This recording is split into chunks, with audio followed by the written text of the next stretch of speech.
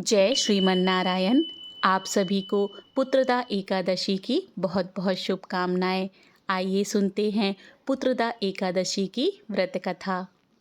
पौराणिक कथा के अनुसार एक बार महाराज युधिष्ठिर ने भगवान श्री कृष्ण से पूछा, हे भगवान, आपने सफला एकादशी का महात्म्य बताकर बड़ी कृपा की। अब आप कृपा करके यह बतलाइए कि पौष शुक्ल एकादशी का क्या नाम है, उसकी क्या विधि है और उसमें किस देवता का पूजन किया जाता है। तब भक्त वत्सल भगवान श्री कृष्ण बोले, हे राजन, इस एकादशी का नाम पुत्रदा एकादशी है। इसमें भी नारायण भगवान की पूजा की जाती है। इस चर और अचर संसार में पुत्रदा एकादशी के व्रत के समान कोई दूसरा व्रत नहीं है। इसके पुण्य से मनुष्य तपस्वी, विद्वान और लक्ष्मीवान होता है।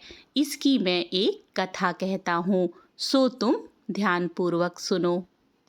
भद्रावती नामक नगरी में सुकेतुमान नाम का एक राजा राज्य किया करता था।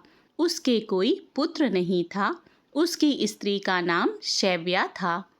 वह निसंतान होने के कारण सदैव चिंतित रहा करती थी। राजा के पितर भी रो रो कर पिंड लिया करते थे और सोचा करते थे कि इसके बाद हमको कौन पिंड देगा।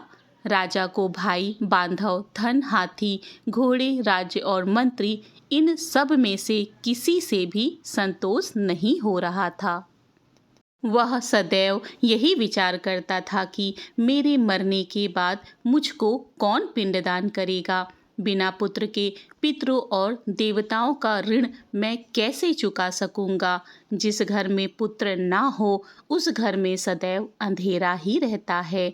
इसीलिए पुत्र उत्पत्ति के लिए प्रयत्न करना चाहिए। जिस मनुष्य ने पुत्र का मुख देखा है वह धन्य है। उसको इस लोक में यश और परलोक में शांति मिलती है, अर्थात उसके दोनों लोक सुधर जाते हैं। पूर्व जन्म के कर्म से ही इस जन्म में पुत्र, धन आदि प्राप्त होते हैं। राजा इस प्रकार रात दिन चिंता में लगा रहता था।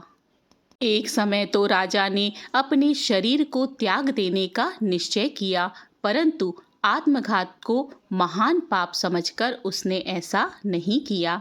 एक दिन राजा ऐसा ही विचार करता हुआ अपने घोड़े पर चढ़कर वन को चल दिया तथा पक्षियों और वृक्षों को देखने लगा। उसने देखा कि वन में मृग, व्याघ्र, सूअर, सिंह, बंदर, सर्प आदि सब भ्रमण कर रहे थे।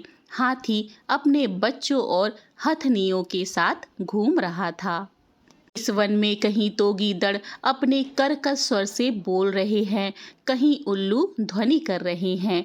वन के दृश्यों को देखकर राजा सोच विचार में लग गया। इसी प्रकार आधा दिन बीत गया।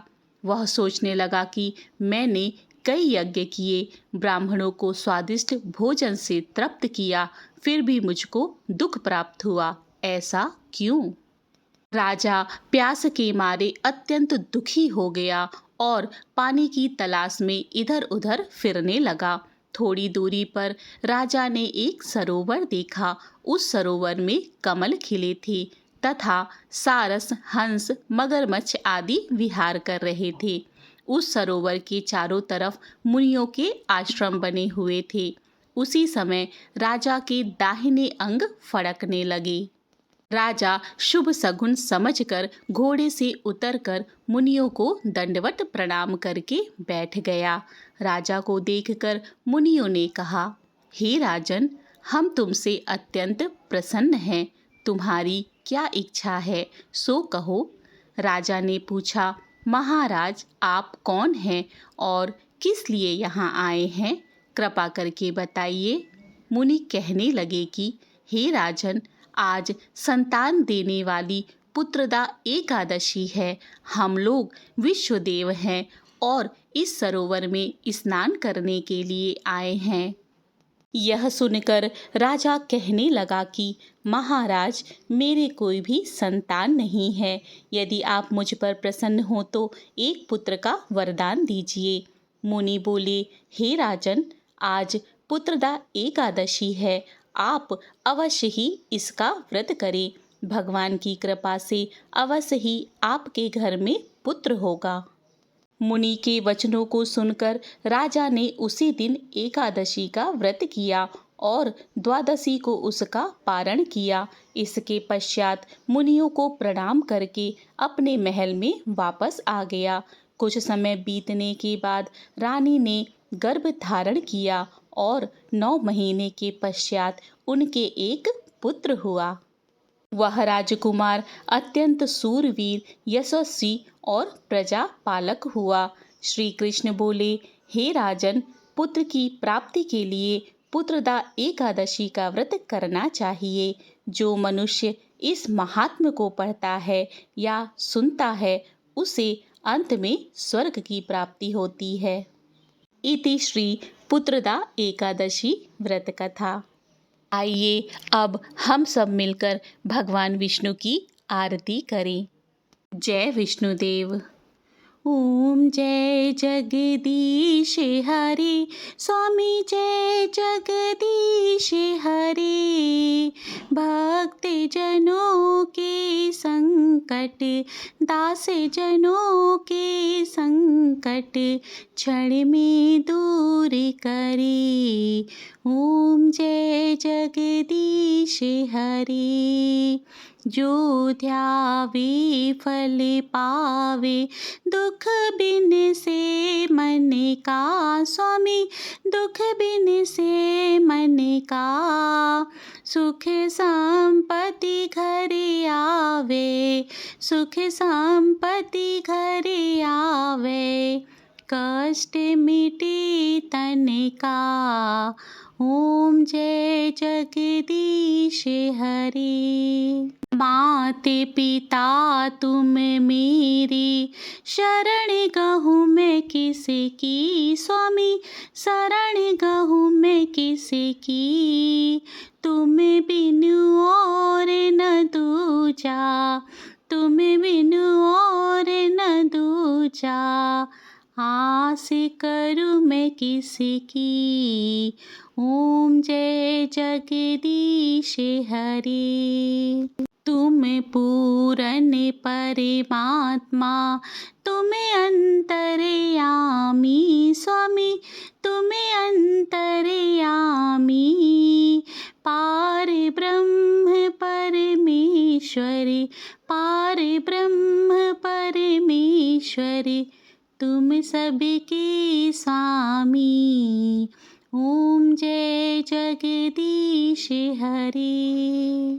तुम करुणा के सागर, तुम पालन करता, स्वामी तुम पालन करता। मैं मूरख खल कामी, मैं सेवक तुम स्वामी। कृपा करो भरता। ओम जय जगदीश हरे। तुम हो एक अगोचर, सबके प्राणपति, स्वामी सबके प्राणपति। किस विधि मिलूं दया में, किस विधि मिलूं दया में। तुमको मैं कुमति। ओम जय जगदीश हरे। दीन बंधु दुख हरता, तुम ठाकुर मेरे, स्वामी तुम रक्षक मेरे। अपने हाथ उठाओ, अपनी शरण लगाओ। द्वार पड़ा तेरे। ओम जय जगदीश हरे। विषय विकार मिटाओ, पाप हरो देवा, स्वामी पाप हरो देवा।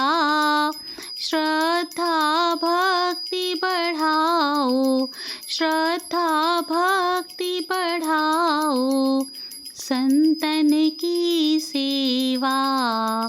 ओम जय जगदीश हरे। तन मन धन सब कुछ है तेरा स्वामी, सब कुछ है तेरा, तेरा तुझको अर्पण, तेरा तुझको अर्पण, क्या लागे मेरा। ओम जय जगदीश हरे।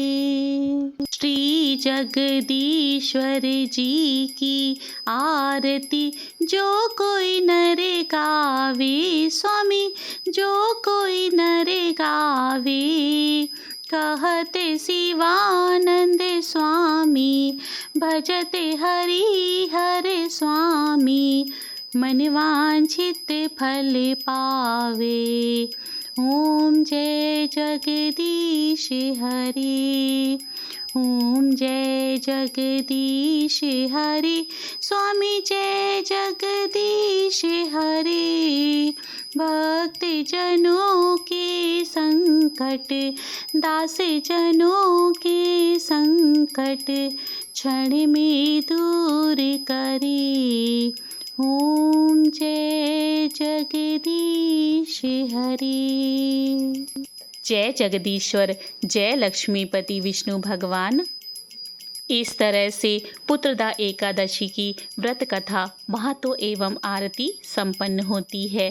इसी तरह की अन्य पौराणिक कथा कहानी एवं धार्मिक जानकारी के लिए मेरे चैनल को सब्सक्राइब करें। मिलते हैं अगली धार्मिक जानकारी के साथ। आपका दिन शुभ हो। जय श्री कृष्ण। राधे राधे।